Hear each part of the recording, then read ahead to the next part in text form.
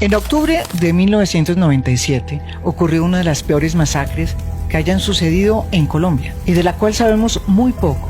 150 hombres al mando de Doble Cero, uno de los comandantes de las autodefensas, entraron a una zona conocida como la región del Aro, en Ituango.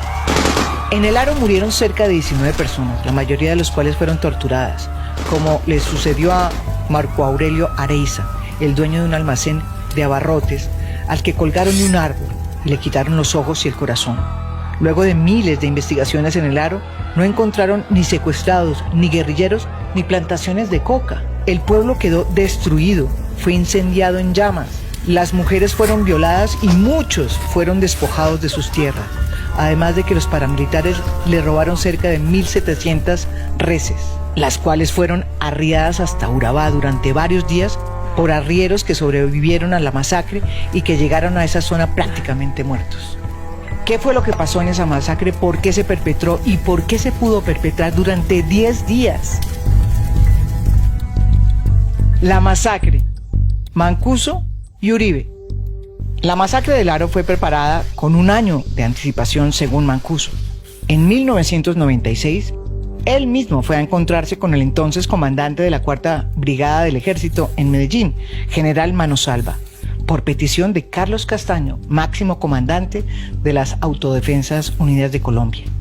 La reunión no se hizo en la penumbra, sino en la propia oficina, en Medellín, en el batallón. A ese grado de relación llegaron las autodefensas y los altos mandos militares durante la gobernación de Álvaro Uribe en Antioquia. Allí, en el batallón, el general le entregó los mapas, las informaciones de los combatientes de la guerrilla que podrían estar ahí y los sitios donde se encontraban sus campamentos, supuestamente liderados por Iván Márquez, en la zona del Aro y de Ituango. Esas informaciones, esos mapas, le sirvieron a las autodefensas para planificar la incursión que se produjo un año después, en octubre de 1997.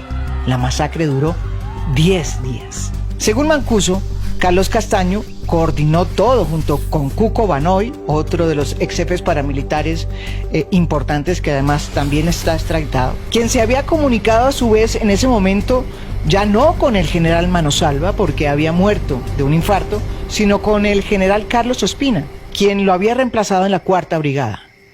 Abre comillas, al comandante Castaño, a él le escuché decir que él tenía coordinación directa con el general Ospina. El general Carlos Ospina llegó a ser comandante del ejército y hoy disfruta de un tranquilo retiro.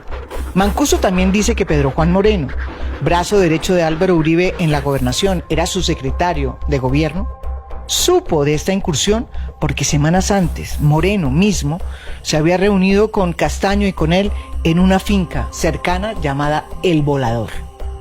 De acuerdo con la declaración de Mancuso, en esa finca Castaño le explicó a Pedro Juan que esa incursión se había planeado porque allá se ubicaba la madriguera de las FARC y era el lugar donde guardaban a sus secuestrados.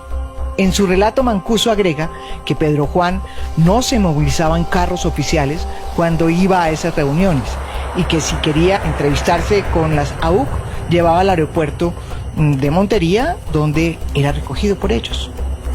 Según Mancuso, esa reunión en que se le informó a Pedro Juan sobre la incursión al Aro había sido pedida por el mismo Moreno, entonces secretario de la Gobernación de Antioquia, con el propósito de hablar sobre la creación de las famosas Convivir.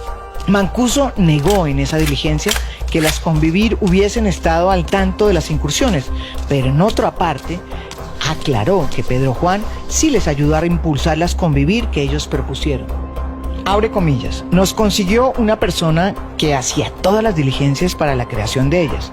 Nos dio los papeles y todos los que había que hacer para su creación. Y las aprobaciones fueron inmediatas, le dijo al fiscal. ¿Y recuerda si el gobernador de la época, Álvaro Uribe Vélez, también impulsaba las Convivir?, le preguntó el fiscal a Mancuso. Bueno, respondió Mancuso, el gobernador de la época públicamente salía a los medios de comunicación apoyando la creación de las Convivir. Cuando el fiscal le volvió a preguntar si Pedro Juan Moreno iba a título personal o en calidad de secretario de Gobernación departamental, Mancuso respondió: yo creo que él, esa investidura, la cargaba a donde iba. Y cuando se le indagó a Mancuso si él creía que el gobernador de la época sabía que su secretario de gobierno se reunió por lo menos 10 veces con él y con Carlos Castaño, el ex jefe paramilitar respondió: no tengo conocimiento.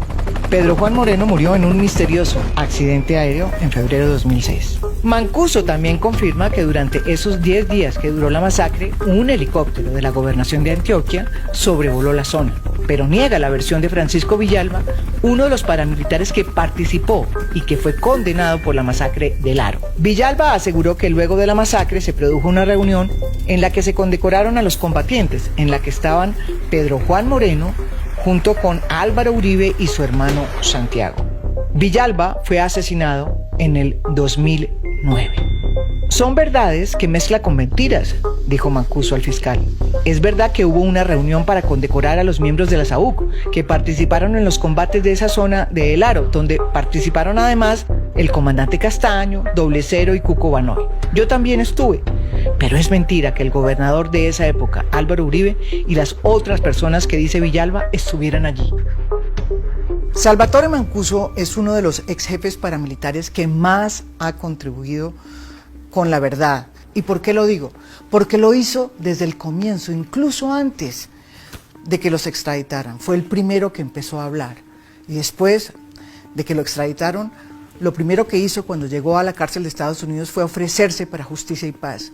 Lo que es cierto es que las víctimas, que deben ser el centro de este proceso, requieren la verdad.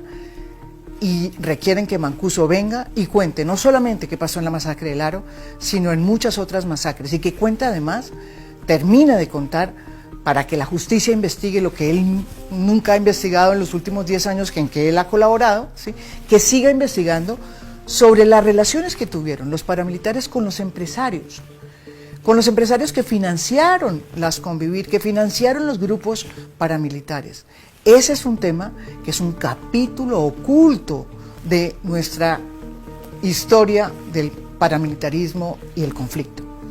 Ese capítulo lo prometió develar Mancuso y es la única persona de toda la jefatura de los paramilitares de ese momento que ha dicho que está dispuesto a hacerlo. Ese es el temor que hay con Mancuso y ese es el temor de que todo lo que él ya contó se investigue y se investigue por su presión que él ha hecho de entrar a la JEP. Si entra a la JEP, todo lo que él ya dijo, que no se ha investigado, pues va a revivir. Y eso no le conviene a muchos en Colombia.